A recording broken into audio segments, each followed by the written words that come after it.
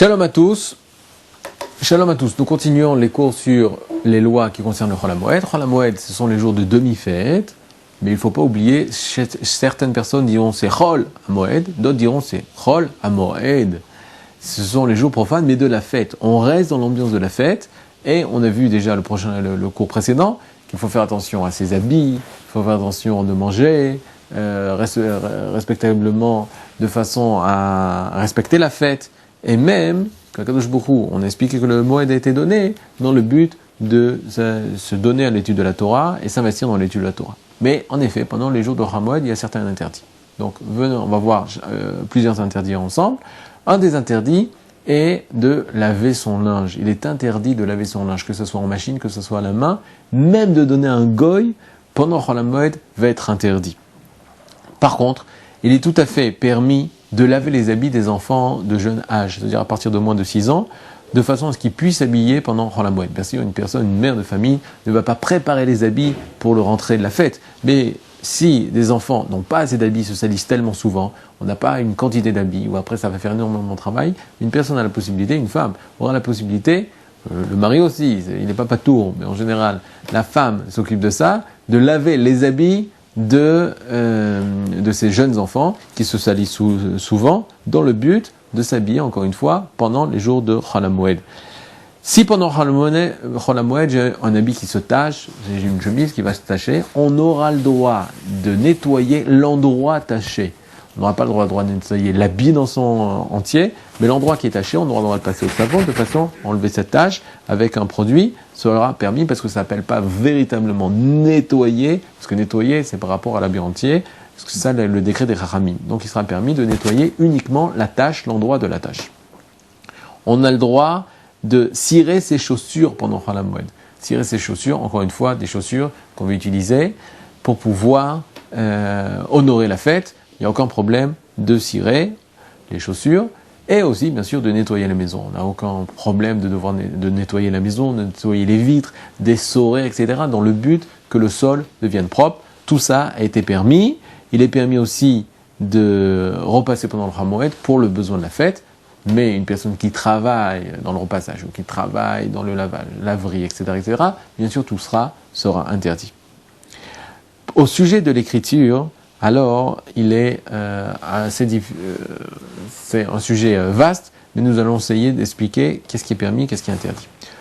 Toute écriture pour le besoin du Chol HaMoed sera permise. Par exemple, vous avez votre enfant qui doit faire une course, ou vous devez faire des courses pour Chol HaMoed, pour acheter au sujet de Chol HaMoed. Vous avez le droit d'écrire la liste des courses pour pouvoir ne pas oublier les aliments achetés, la nourriture achetée pour la fête.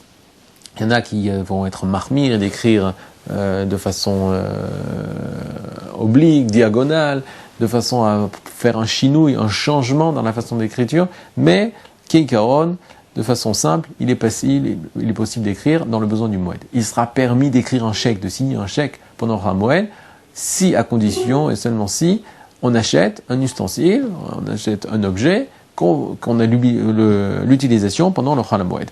Bien sûr, de signer sa carte Visa, c'est-à-dire lorsqu'on signe pour pouvoir payer, aussi que ce soit de la nourriture ou que ce soit autre chose, ça sera permis pendant le Chol HaMoed. Mais il est interdit d'écrire des lettres qui ne concernent pas le Moed, une demande, une réclamation, d'écrire à ses amis, etc., etc. Il est totalement interdit. Bonne nouvelle pour les enfants, il est interdit d'écrire ses devoirs. C'est-à-dire même si on a énormément de devoirs, on n'a pas le droit d'écrire, même pour les enfants, pendant les devoirs Chol HaMoed, parce que eux aussi, les enfants ont l'obligation d'être éduqués dans les mitzvot de Chol HaMoed. Et même pour les étudiants n'ont pas le droit d'écrire pendant l'époque de Chol HaMoed. Au sujet de l'écriture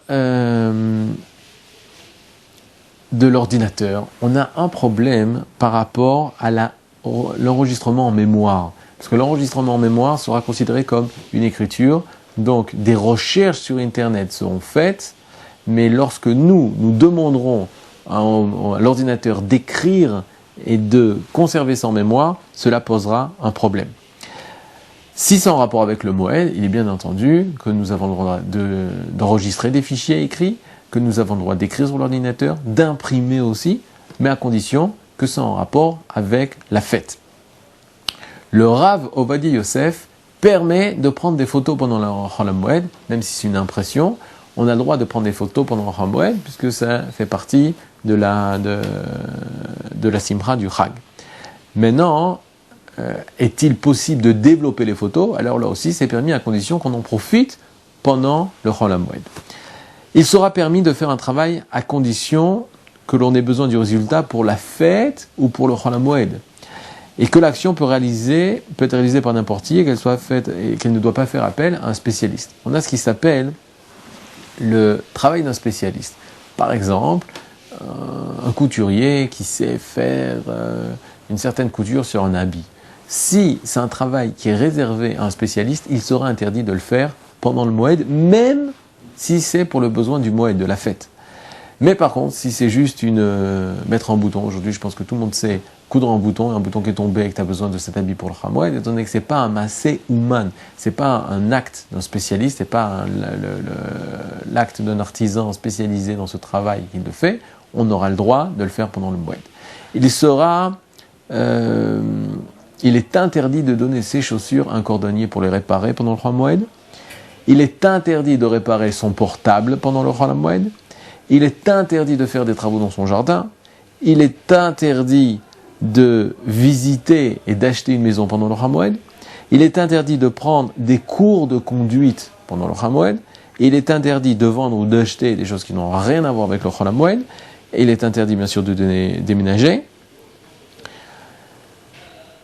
Il est permis de faire des réparations simples de la voiture dans le but de l'utiliser pendant le Chol HaMoed, comme par exemple une crevaison, chas v'shalom, ou par exemple changer une batterie. Tout ça, c'est des petits travaux qui vont être permis pendant le Chol HaMoed dans le but de réparer. Mais si la réparation est une grande réparation et que la voiture ne sera pas prête après le Chol HaMoed et que ça demande beaucoup de réparation, alors il ne sera pas permis de le faire pendant le Chol HaMoed.